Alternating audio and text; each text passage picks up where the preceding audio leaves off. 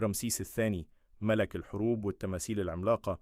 رمسيس الثاني كان بيحب نفسه كتير جدا لدرجة انه عمل تماثيل لنفسه أكتر من أي ملك تاني.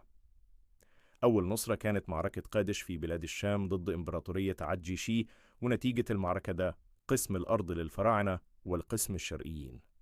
واسم الأرض الفلسفة اتقسمت إلى قسمين، الأول من ناحية حدود المماليك والثاني من ناحية حدود المماليك. من أهم معالم التماثيل العملاقة أبو سمبل. أبو سمبل ها مجموعة من التماثيل العملاقة التي حفرت داخلية الصخر في عهد رامسيس داين، وتم الانتهاء منها بعد معركة قادش والتي ذكرت قبل قليل.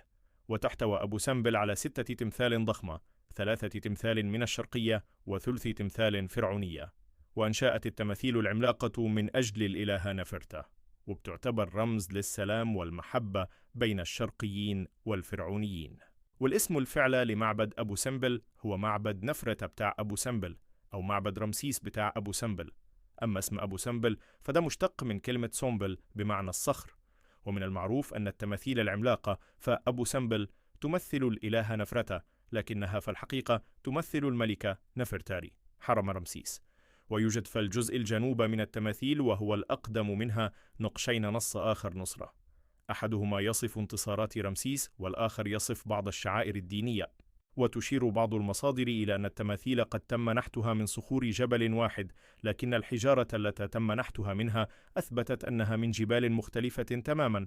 وكانت التماثيل العملاقة مجرد من التعدي على التراث الثقافي المصرى، حيث قامت القوات البريطانية برمي الدين بأحد التماثيل، وأدت الرماح إلى سقوط حصان من حصن التمثال. تمثال رمسيس ضخم جدا. لقد تمثال رمسيس طول التمثال ده 66 قدما، أي حوالي 20 مترا. وفي عام 1817 أعلن العالم البافلنا أن التماثيل التي ترقد في أبو سمبل مخادعة، وأنها ليست بحجم رمسيس وإنما بحجم ابنه منفيس. لكن دراسات أثبتت فيما بعد أن التماثيل ها فعلا بحجم رمسيس، وعلى الرغم من ضخامة التماثيل إلا أنها مدفونة حاليا. وفي عام 1963 قام الرئيس جمال عبد الناصر بافتتاح المعبد مرة أخرى. وتشير بعض المصادر إلى أن التماثيل العملاقة في أبو سمبل تمثل الإلهة نفرتا، لكنها في الحقيقة تمثل الملكة نفرتاري حرم رمسيس.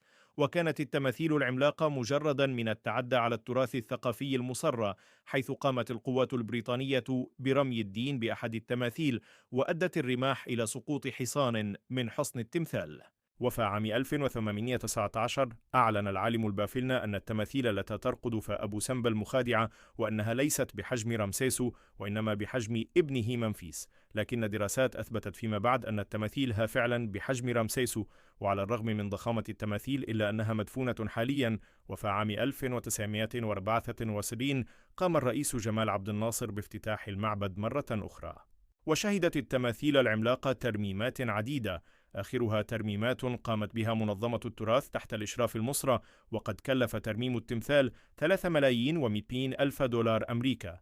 إن التماثيل العملاقة آثارا شامخة تدل على تفوق الإنسان المصرى وتاريخ مصر العريق. لقد أحببت المكان، لقد أحببت الفيديو. يمكنك الاشتراك في القناة.